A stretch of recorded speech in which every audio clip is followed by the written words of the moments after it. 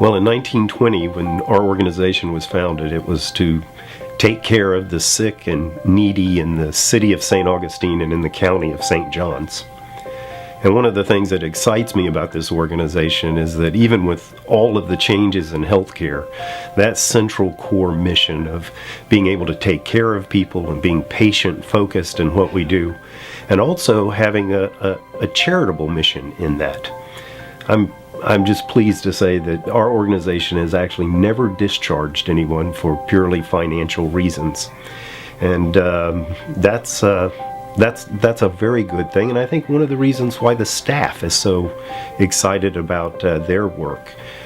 Not only do they get to deliver care and see the results of that, but they know there's an organization behind them that takes the charitable mission and purpose of this calling seriously.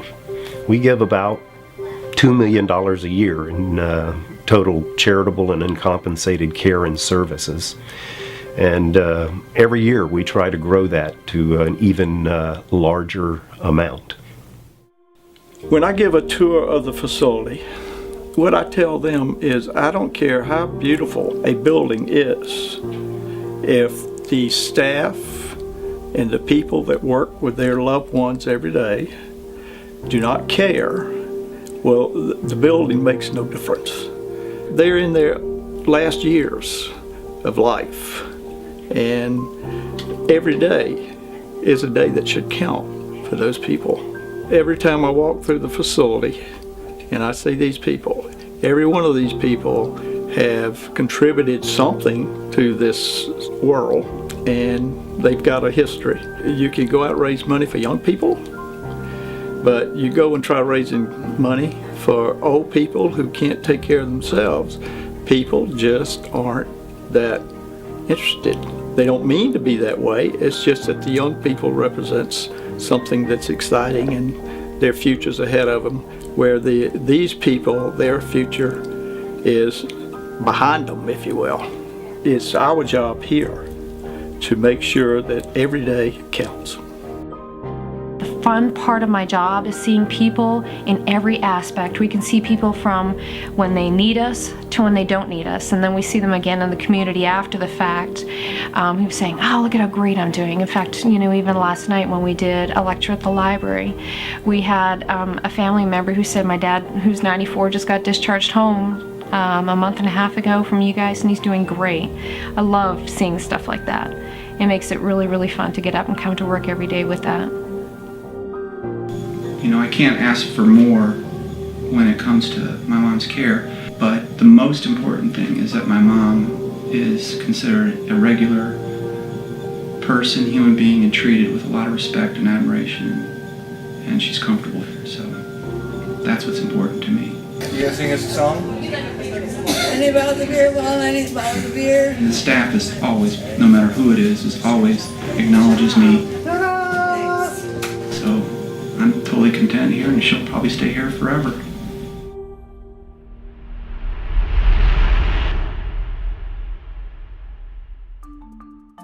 Well, I think one thing that makes our organization different, not only because of its charitable mission and purpose, but different as a healthcare provider, is that we approach the care we give to our residents and to our patients on what's called a continuum of care basis. Healthcare is a strange thing.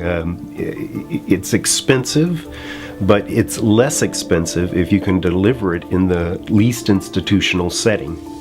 So one of the reasons we have 2 assisted living facilities, a skilled rehab program, outpatient rehab, skilled nursing, long-term care, and also home health, is so then we can match the patient's needs with the program we have and deliver that in the most cost-effective manner. But another thing happens when you approach healthcare on a continuum basis. The patients are always more satisfied.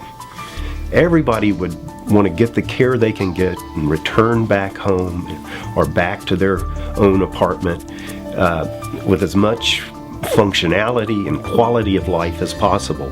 And really the flexibility of a continuum of care approach allows us to do that not only in the most cost-effective manner, but in the manner that is most satisfying to the patients.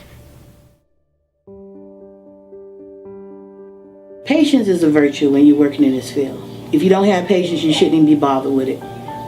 I love when you sit and talk to the residents. They have such good stories to tell you. You can always learn something from them, as well as them learning something from you. But I love what I do. There's not a better group of people anywhere than right here. And I mean that from the bottom of my heart. Every single one of them are awesome. And the way they care for each other and the patients, the residents, it's unbelievable. And God's blessed me for being able to be here, because I'm the person that reaps the rewards of having relationships. We had two problems. We wanted the best facility that we could find in the area where the family would have access. And we also had two different levels of medical requirements between my stepdad and my mom. And fortunately, we didn't have to decide between those aspects of the problem, that we believed quickly that Pavilion and Bayview had the best of both. And there was no compromise that we had to make, and the staff has borne that out ever since. It's just been a great experience. One of the things I'm really excited about when it comes to our organization is that there are some things that we do that we actually do make some money on. And we take those funds and combine it with the contributions from others, and it allows us to make what we call our 100% promise. 100% of the expenditures of all donated funds are spent here locally. None of it is sent out of the community. 100% of it is raised voluntarily. We don't have a staff of people that are devoted only to fundraising. We have some folks that are part of the St. John's Welfare Federation that help facilitate that, but we don't have to pay a staff in order to raise those funds. And then 100% of it goes directly to the charitable and uncompensated care. No money is used for overhead or the payment of executive salaries. So we feel like we give a very strong and high donor value to the contributions. And that's really because of the vision of our board of directors and the energetic and good work of our employees that allow us to fulfill that mission and purpose in this community.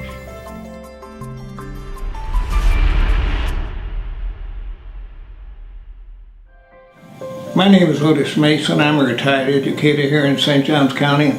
I have served on the Buckingham Smith board now for approximately 10 years, and we are one of the funding sources for the Welfare Federation.